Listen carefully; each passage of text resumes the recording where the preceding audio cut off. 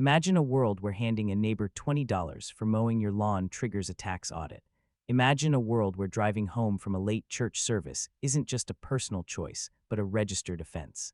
This isn't science fiction and it isn't a conspiracy theory. It is the new legislative reality quietly taking shape on the West Coast, and if history tells us anything, what starts in California never stays in California. The rules of the game are changing rapidly, and they are not sending you a certified letter to warn you. You might only find out when your bank account is frozen or a fine arrives in your mailbox that wipes out your monthly budget. Welcome back to Tax Hack Pro. Today, we are exposing the 10 silent law changes coming in 2026 that specifically target the lifestyle, finances, and freedom of seniors. If you want to protect your assets and your autonomy from these hidden traps, you need to be ahead of the curve. So before we dive into the first law, make sure you hit that subscribe button for Tax Hack Pro right now. We dig through the fine print so you don't have to pay the price. Let's get right into it with number 1, the restriction on cash payments over $500. For generations, cash has been the ultimate symbol of financial privacy and simplicity. You hire a handyman to fix the fence, you agree on a price, you hand over the bills, and the job is done. It is immediate, it is final, and it is private. But as we move into 2026, the state is drawing a line in the sand regarding the cash economy. The new regulations aim to restrict cash transactions exceeding $500 for personal and professional services. Now, why is this happening? The official narrative is about cracking down on the shadow economy. The state wants to ensure that every dollar changes hands is tracked, recorded, and most importantly, taxed. They argue that cash facilitates tax evasion and fraud. However, for the average senior, this isn't about evading taxes, it is about ease of use. Many older Americans operate on what we call the envelope system. They withdraw their cash for the month, separate it into envelopes for groceries, repairs, and help around the house, and that is how they stay on budget. Under these new rules, paying a gardener $600 in cash for a seasonal cleanup could flag you for noncompliance. The burden of proof shifts to you. You might be asked to prove who you paid, why you paid them, and why there is no digital footprint. This pushes seniors toward digital payment apps and online banking systems that many are uncomfortable using or simply do not trust. It forces a level of technological adoption that leaves many vulnerable to scams or errors. If you're not tech-savvy, you are suddenly at risk of breaking the law just by trying to pay your bills the way you always have. Number 2 is the introduction of night driving curfews specifically targeting seniors. This is one of the most controversial shifts we are seeing.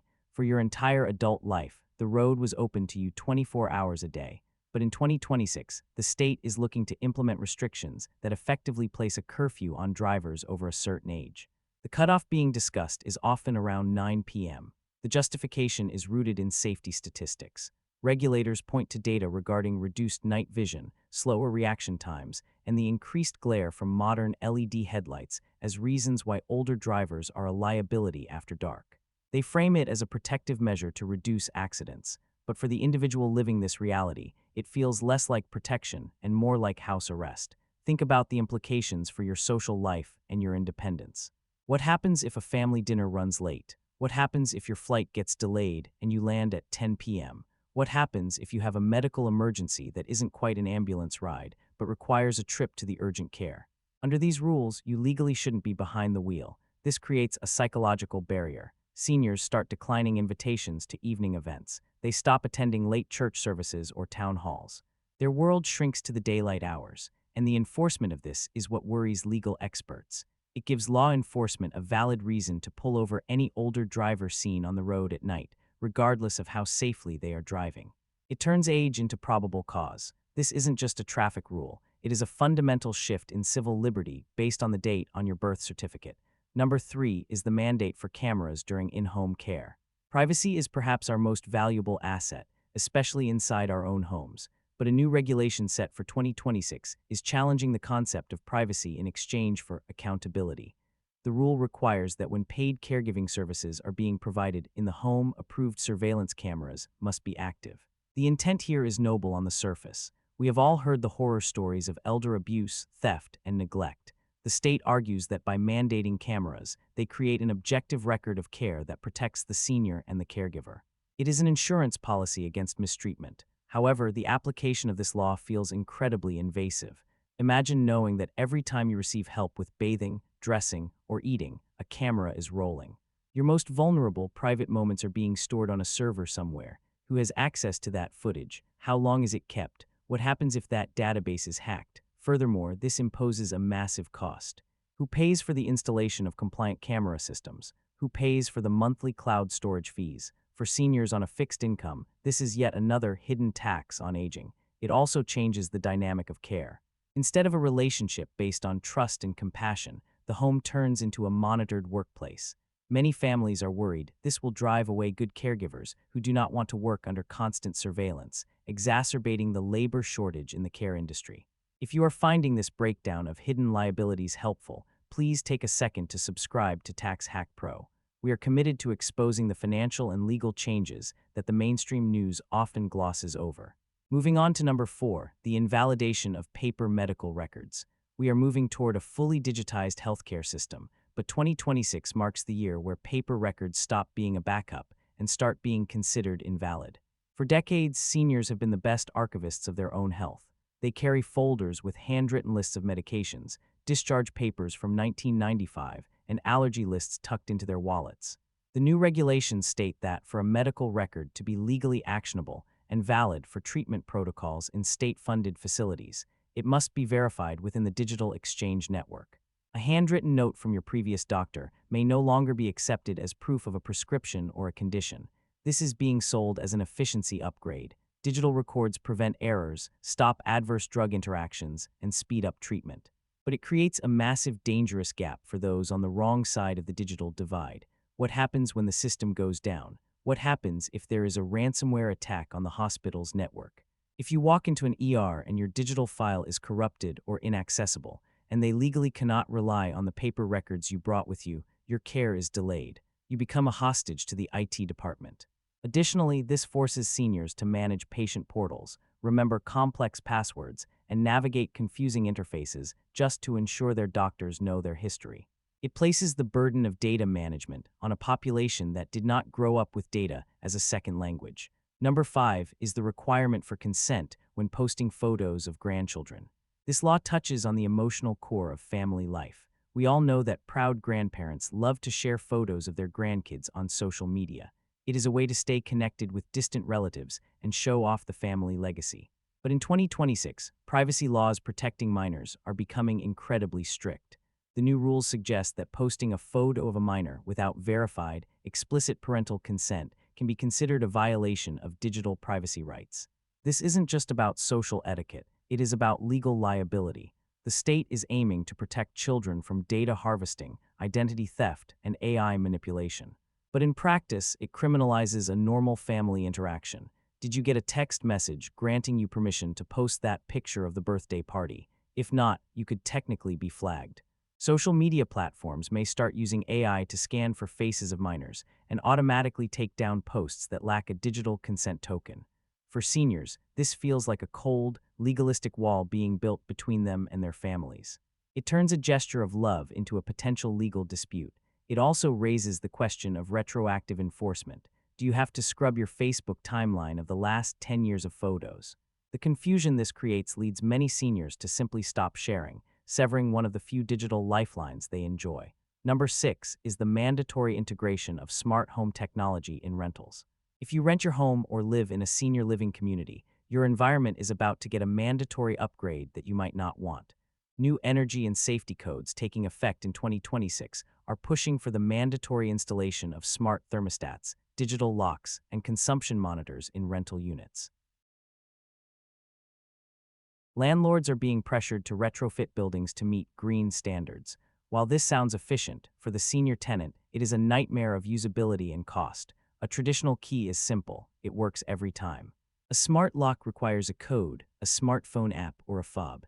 If the battery dies or the Wi-Fi goes out, you are locked out of your own home. Adjusting the temperature used to mean turning a dial. Now it involves navigating a touchscreen menu or an app on a phone that you might have trouble seeing. This technology barrier can make a home feel hostile, but here is the Tax Hack Pro angle you need to worry about: the cost. Landlords are not going to absorb the price of these upgrades. They will pass them on to you in the form of higher rent or technology fees. Furthermore, these devices collect data. They know when you are home, what rooms you use, and how much power you consume. That data is valuable. By living there, you are consenting to be monitored by your own appliances. It is a loss of privacy disguised as a modern convenience. Number 7 involves mandatory biometric ID for public services.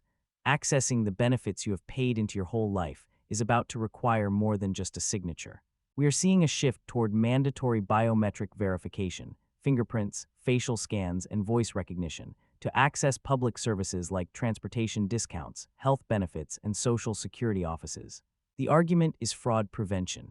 Identity theft is a massive problem, and biometrics are harder to fake than a driver's license. But for the aging population, biometrics are notoriously unreliable.